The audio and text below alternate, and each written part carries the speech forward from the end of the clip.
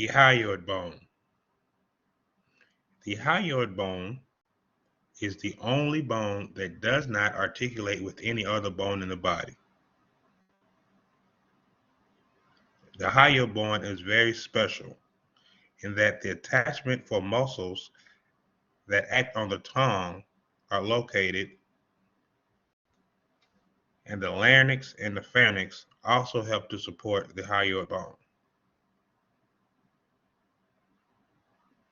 Please remember that the hyoid bone is the only bone that does not articulate with any other bone in the body. The vertebral column. The vertebral column are the bones that help to move the spine and to protect the spinal cord. The cervical section of the vertebral column is known as the neck. Inferior to the neck is the thoracic. Inferior to the thoracic is the lumbar. Inferior to that is the sacrum, which are made up of 5 fused vertebrae, and the coccyx, which is made up of 4 fused vertebrae. It's important to know how many each individual vertebrae or bones make up each section of the vertebral column. An easy way to remember the number of each type of vertebrae: you eat breakfast at 7, lunch at 12, and dinner at 5. That gives us the cervical number of vertebrae, the thoracic number of vertebrae, and the lumbar number of vertebrae. The coccyx is commonly known as our tailbone.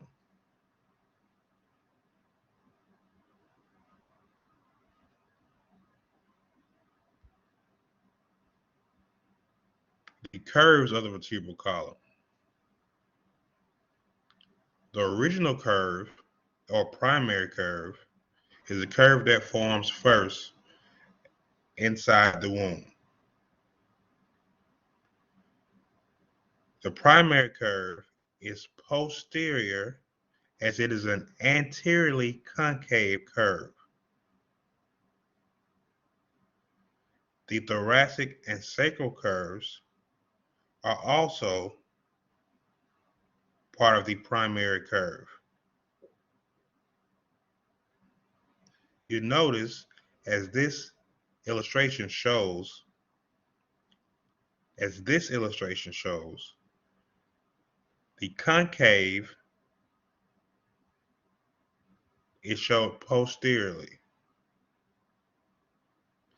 That's because the way that the illustration is facing.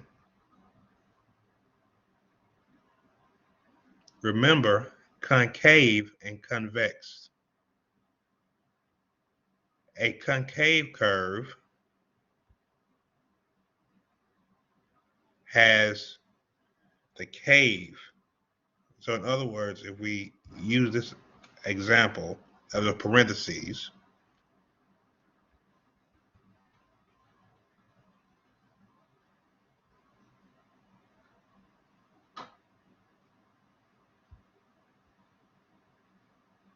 this area shows the concavity.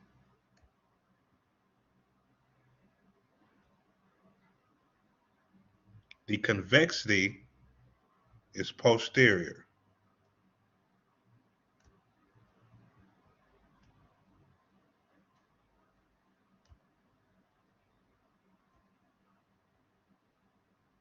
This area.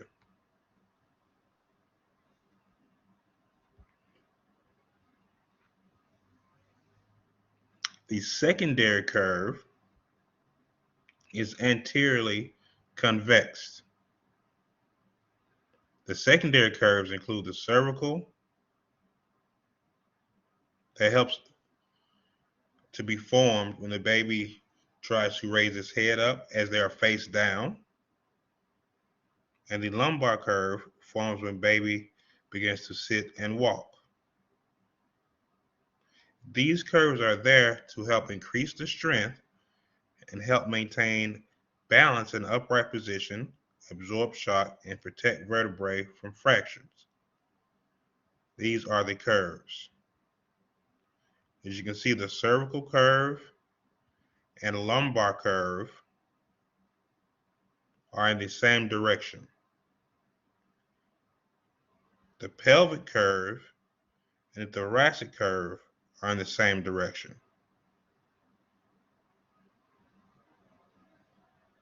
So thoracic and sacral are anteriorly concave.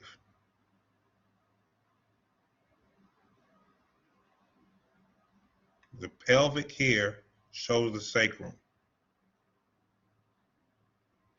So the pelvic and sacral curves are the same.